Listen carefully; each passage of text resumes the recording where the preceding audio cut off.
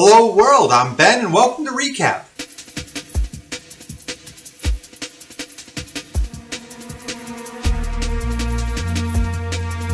So after last game, I made a little teaser recap because we hadn't finished the epic battle that was underway. But this week, the party finished what they were doing and won the battle.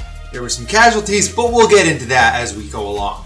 We ended the previous recap with the party at the edge of the dragon camp in the Ghost Swamp, buffing themselves and getting ready to go in for a final fight and to take out the minions of the dragon while the dragon was away from the camp. They had also coordinated ahead of time with the servants of Joringhan and gotten other allies to meet them at that location, potentially more allies than they even realized were coming.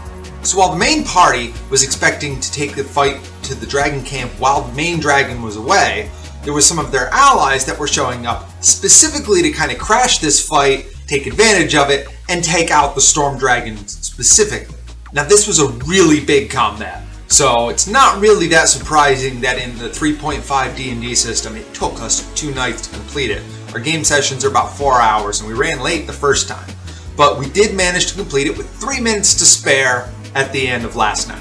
This battle was so epic, rather than just using my normal plot document that I keep track of things, I actually had to create another document just to capture all the information for this fight. As you can see, there was a lot of things on both sides of the battle, with large numbers of allies showing up to support the party, and then the storm dragon having its own massive collection of dragons supporting it. The one oddity that the party realized while watching from the side of the camp was that there was one non-dragon wandering around. Now, specifically, a spell scale female that seemed to be having some of the other dragons actually move out of the way when she passed by, but there was no reports as to who this might be.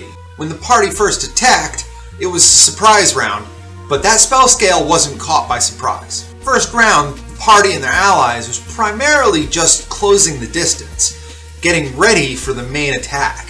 But that allowed them to weave their way really close to dragons that have large reach and would otherwise been very costly for them to approach in such a upfront manner. The one spell scale, however, turned out to not only be aware of the assault, but was actually the storm dragon in alternate shape. So the first thing that she did was she formed back into the full-sized dragon, drawing the attention of everyone there because we're talking a really big dragon.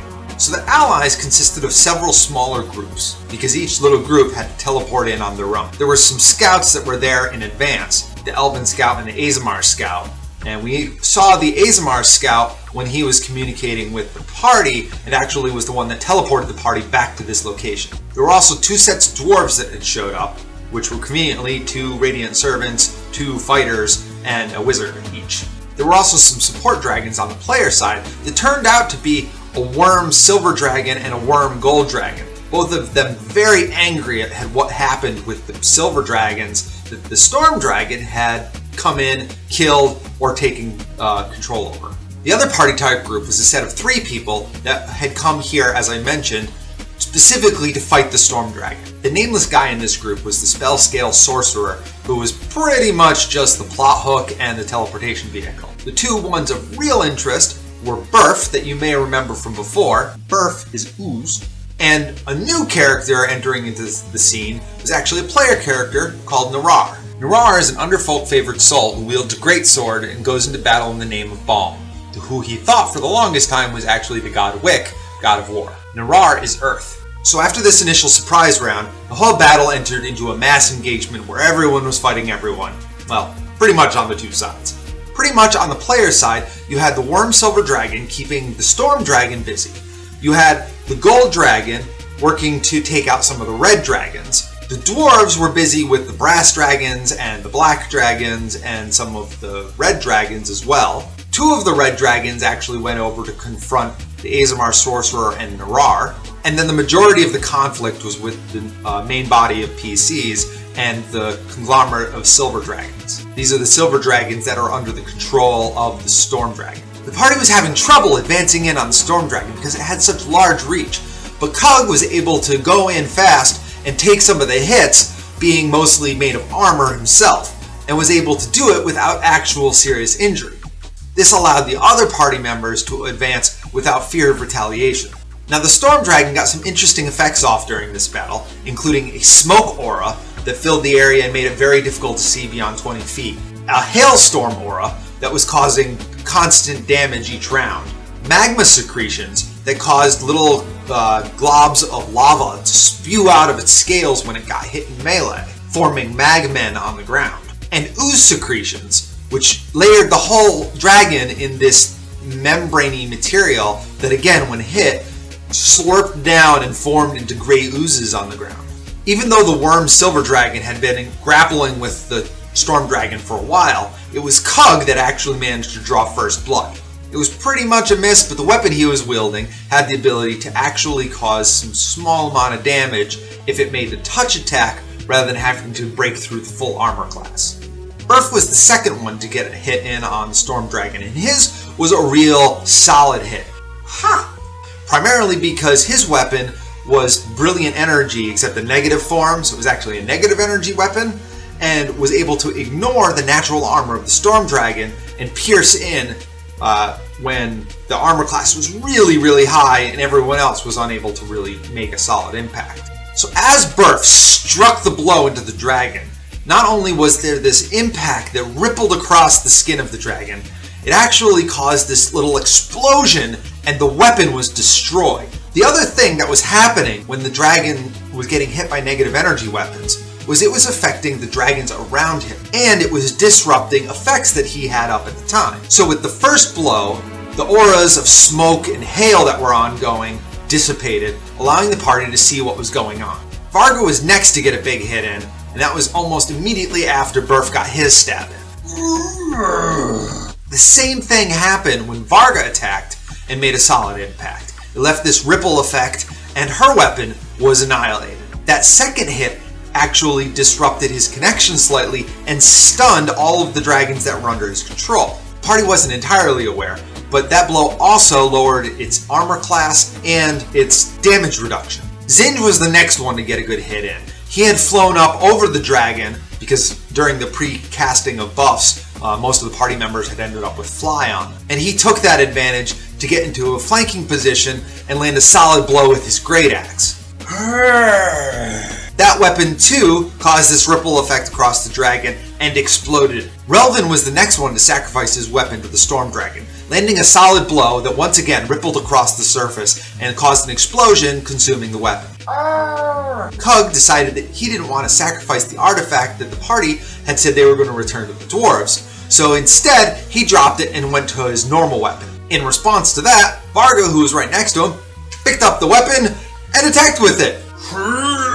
No surprise, it was a solid blow, causing another explosion, another ripple, and more disruption. This second attack by Varga, using Cug's weapon, caused not only the normal disruptions, but actually severed the connection that the Storm Dragon had with all of his minions. This meant that all of a sudden, the Silver Dragons, the Brass Dragons, the Black Dragons, and the Red Dragons were no longer under the Storm Dragon's control and were able to act of their own accord. This was a blessing from a DM standpoint because I was able to actually say, alright, well, these dragons over here are going to go deal with these dragons over here, and these dragons are actually going to fly off, and so, yay, I can ignore that part of combat, and we can start taking less than an hour per round of combat. By this point, Melodhoa had actually shape-changed into a great big gold dragon, and was meleeing with the Storm Dragon. Because enough of the damage reduction had been reduced, she was able to do a fair amount of damage doing what we call the Dragon Jiggy. You know, the Dragon Jiggy. Claw, claw. Wing, wing. Tail, which is a very effective set of attacks. By this point, the Storm Dragon had gotten kind of tired of all of this that had been going on. It had managed to kill the Silver Dragon that was there, and was having to deal directly with the party now. A breath here and there, causing petrification, causing radiance damage, causing steam damage. Those just weren't cutting the mustard. So his next really big attack was a tail sweep, and it was highly effective. This attack did 110 points of damage to a 180-degree arc, impacting most of the player characters and a bunch of the dragons that were no longer under his control. He wiped out all the smaller silver dragons, and in this blow, he also took out Burf and Cub. The other party members were able to survive by a hair's breadth, And the next time Narar went, he was able to actually help things out by doing a mass heal, rejuvenating pretty much everyone to full hit points. The next heroic action came from Gurgen, who, running around the Storm Dragon, decided it would be best off if, rather than him trying to use the longsword that he had, if he were able to hand that off to Varga. There was some initial miscommunication, and Gurgen actually ran up to Varga and just kind of held out the sword and dropped it. That's when we realized Varga actually not only had nothing in hand because the last weapon had blown up, but she was looking to get her hands on another weapon. So a small retcon made it a little less obnoxious and allowed Gurgen to hand off the weapon to Varga. Varga was happy to get the weapon and immediately put it to use, attacking the Storm Dragon with another solid blow, even though a longsword really isn't her style of weapon. This ripple through the dragon left it somewhat dazed and pretty much had eliminated its capacity to do just about anything other than melee attacks. Game mechanics wise, this blow actually kept the Storm Dragon from being able to use power attack anymore, which is a huge thing when you have a 42 base attack bonus. So near the end of this round, the only one with a weapon left that was negative energy was Narar. He had finally gotten out of the entanglement with the red dragons after the gold dragon came and helped him out, and was able to close in quickly on the Storm Dragon. With one great big blow, swinging his greatsword, he made contact. Like the other negative energy attacks, this one caused a little explosion and left Narar empty-handed. The ripple that it caused across the dragon actually had much more noticeable effect than many of the others, because this time the scales actually became transparent. You were able to see into the dragon and see that it was a bunch of bones stitched together and marked with magical runes. And then the explosion continued to ripple, and the dragon exploded with bone shards being sent all over the swamp. And so the party had overcome the Storm Dragon. At least that's what it appears to be. Thank you for watching, and I hope you have a fantastic day.